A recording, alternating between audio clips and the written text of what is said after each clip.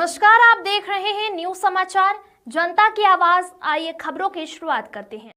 भारतीय संविधान का सम्मान भाजपा के आचरण में, छोटेलाल मौर्य। गोरखपुर से जिला संवाददाता सत्येंद्र अग्रहर की खास रिपोर्ट। घगसरा से बड़ी खबर, हमारा संविधान हमारा स्वाभिमान। कार्यक्रम के अंतर्गत संविधान गौरव अभियान कार्यशाला बुधवार को घगसरा स्थित कृष्ण वाटिका मैरिज हॉल में आयोजित किया गया, जहां मुख्य अतिथि के रूप में भाजपा जिला उपाध्यक्ष छोटेलाल मौर्य व विशिष्ट अतिथि नगर पंचायत अध्यक्ष घगसरा चेयरमैन प्रभाकर दुबे उपस्थित रहे। कार्यशाला को संबोधित करते हुए मुख्य अतिथि जिला उपाध्यक्ष छोटेलाल मौर्य ने कहा कि देश में संविधान लागू होने के अभी तो 75 वर्ष पूर्ण होने को हैं। इस दौरान कांग्रेस ने अपने शासनकाल में कुल 80 बार भारतीय संविधान संशोधन कर नियमों में बदलाव कर चुकी है और देशवासियों को गुमराह करती है कि भाजपा संविधान बदल देगी। बाबा साहब को भारत रत्न भाजपा सरकार ने दिया था। कांग्रेस व नेहरू ने तो बाबा साहब को उनके 2 चुनाव में हराने के लिए साजिश रची थी। अनुच्छेद 370 पर बाबा साहब ने नेहरू को चेतावनी दी थी, लेकिन नेहरू ने उनकी चेतावनी के अनुसार अनसुना किया था। तब बाबा साहब ने मंत्रिमंडल से भी इस्तीफा दे दिया था, लेकिन नेहरू ने कहा कोई फर्क नहीं पड़ेगा। कांग्रेस ने सदैव बाबा साहब का अपमान किया है, वहीं भाजपा ने सदैव बाबा साहब का सम्मान किया और करती चली आ रही है। आज प्रधानमंत्री नरेंद्र मोदी के नेतृत्व में भाजपा सरकार ने बाबा साहब से जुड़े स्थलों को पंच तीर्थ स्थलों में विकसित किया है। उन्होंने कहा, पीएम मोदी संविधान के स्वाभिमान व सम्मान के लिए कटिबद्ध हैं। विशिष्ट अतिथि चेयरमैन प्रभाकर दुबे ने कि भारतीय संविधान का सम्मान भाजपा के आचरण में है। उन्होंने कहा, संविधान हमारे लिए पूजनीय है। जिला महामंत्री युवा मोर्चा राघवेंद्र प्रताप सिंह, संजय भारती एवं मंडल उपाध्यक्ष त्र्यंबक उपाध्याय संबोधित किया। कार्यशाला की अध्यक्षता मंडल अध्यक्ष शिवचरण प्रसाद व संचालन विजय मिश्रा ने किया। इस अवसर पर रविंद्र कुमार त्रिपाठी, वरिष्ठ व्यापारी कृष्ण मोहन का सौदन, दयाशंकर सिंह, विजय बहादुर सिंह, रामजनक मौर्य, रामेंद्र मिश्रा, दिनेश मिश्र, रुचिका मिश्रा, राकेश कुमार, शिव प्रताप, राणा, राज मनोज सिंह, ध्रुवचंद हिंदू, रामानुज पांडे समेत कार्यकर्ता मौजूद रहे। वंदन अभिनंदन करता हूं।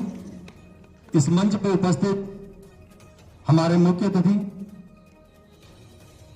जिला उपाध्यक्ष आदरणीय छोटेलाल मौर्य जी का मैं इस मंच के माध्यम से स्वागत वंदन अभिनंदन करता हूं।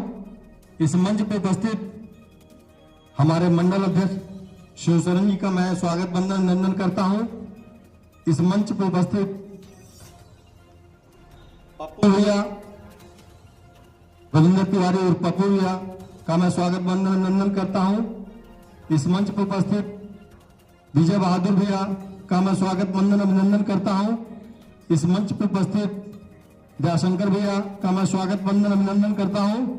इस मंच पर उपस्थित हमारे अति करीबी मौर्य जी का मैं स्वागत वंदन अभिनंदन करता हूं। जैसा कि आप लोगों ने भी त्र्यंबक भैया को सुना है कि संविधान के बारे में उन्होंने आप सभी लोगों को विस्तार से बताया है। बहुत कुछ न कहते हुए 2 शब्दों में अपनी बात रखूंगा कि जैसा कि आप लोगों ने देखा है कि इस लोकसभा चुनाव में एक संविधान से एक मुद्दा बनाने का कार्य किया गया हमारे दलित भाइयों के बीच में, और यह ऐसे नहीं हुआ, यह एक दिन का कार्यक्रम नहीं था कि उनकी पूरी प्लानिंग थी। एनजीओ के माध्यम से पहले से उनकी प्लानिंग थी कि चूंकि उनको विकास का कोई मुद्दा नहीं मिल रहा था, मोदी जी और योगी जी के कार्यकाल में यह हमारे जो डबल इंजन की सरकार है, इस कार्यकाल में उन्हें कोई ऐसा मुद्दा नहीं मिल रहा था जिससे वो हमारे सामने कहीं कोई बात रख पाते। हमारे कार्यकर्ता,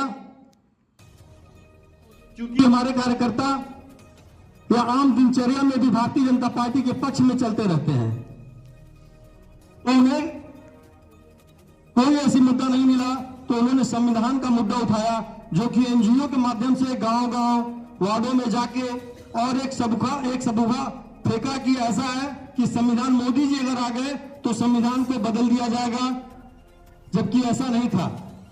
आप जानते हैं कि संविधान को ध्रुवीकरण का कार्य कांग्रेस सरकार में आपने देखा है कि इमरजेंसी लागू किया गया।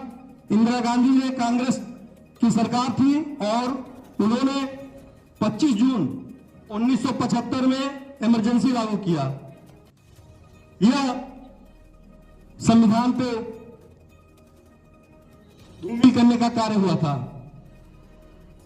जबकि हमारी सरकार, भारतीय जनता पार्टी की सरकार, मोदी जी के नेतृत्व में, योगी जी के नेतृत्व में आप देखे हैं कि हम गरीब, दलित सभी लोगों को लेकर चलने का कार्य कर रहे हैं। सबका साथ, सबका विकास, यह नारा हमारे मोदी जी का और योगी जी का है। इसका मतलब ही है कि सभी लोग सुखमय जीवन जिएंगे, यही संविधान की परिभाषा है। संविधान का मतलब है कि गरीब व्यक्ति भूखे न मरे। अगर वह उसकी भूख से मृत्यु हो जाती है तो यह संविधान के ऊपर क्वेश्चन मार्क तैयार होता है। और मोदी जी ने, आपने देखा कि हर गरीब को आवास देने का कार्य किया, हर गरीब को राशन देने का कार्य किया, हर गरीब को अच्छी शिक्षा देने का कार्य किया। यहां कोई जात पात का भेदभाव नहीं रहता है, यह सर्व समाज के हित में चलता है। अगर वह दलित है, गरीब है, तो उसे सरकार की जितनी योजनाएं हैं उसको लाभ दिया जाएगा। और यह हमारे संविधान के रचयिता डॉक्टर भीमराव अंबेडकर जी का के तत्व पे हमारी भारतीय जनता पार्टी, मोदी जी और योगी जी उसी पद चिन्हों पे चलते हैं।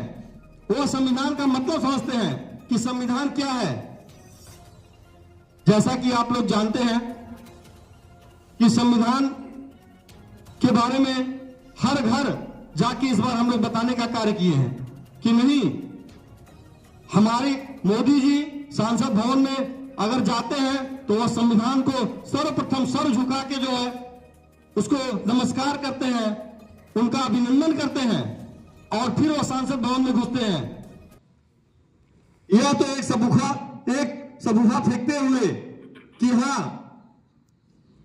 डॉक्टर साहब के संविधान को बदला जा रहा है। डॉक्टर साहब हमारे हैं, उनका संविधान हमारा है।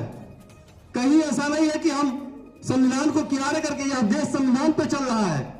जिस दिन संविधान खत्म उस दिन देश खत्म।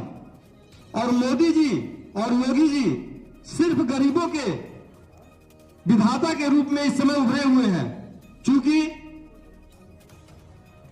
सारे पार्टियों को यह पता है कि हमारे पास आज के डेट में कोई मुद्दा नहीं है। हम जाति को बांटें, सर्व समाज को लेकर नहीं चलना है, उनको जात को बांटना है। वह दलित भाइयों को बताना चाहते हैं, क्या दलित भाई हमारे नहीं है? दलित भाई हमारे हैं। क्यों है हमारे? क्योंकि उनके सारी सुविधाओं का ध्यान हमारे मोदी जी, हमारे योगी जी देख रहे हैं, ध्यान दे रहे हैं, सारी योजनाएं चला रहे हैं। शिक्षा में स्किल डेवलपमेंट दे रहे हैं। जिन गरीबों के पास पैसा नहीं है जाके उच्चतम शिक्षा लेने के लिए उनको स्किल डेवलपमेंट के माध्यम से शिक्षा दिया जा रहा है। तो यह हमारे मोदी जी कर रहे हैं, यह हमारे योगी जी कर रहे हैं। और संविधान की बात यह करते हैं, हमारा देश में संविधान रहा है और संविधान रहेगा, इसमें कहीं परिवर्तन नहीं होगा। यह मोदी जी के द्वारा, योगी जी के द्वारा कहा जा रहा है हर मंच से। बहुत कुछ न कहते हुए, चूंकि समय बहुत कम है, हमारे मुख्य अतिथि जी बैठे हुए हैं, काफी बातें आपको बताएंगे। जैसा कि अभी इससे पहले त्र्यंबक भैया और सभी लोग संविधान के बारे में बताए हैं। पुनः एक बार आप सभी कार्यकर्ताओं का इस मंच के माध्यम से स्वागत, वंदन, अभिनंदन करता हूं। आए हुए सभी अतिथि का मैं स्वागत, वंदन, अभिनंदन करता हूं। बहुत बहुत धन्यवाद।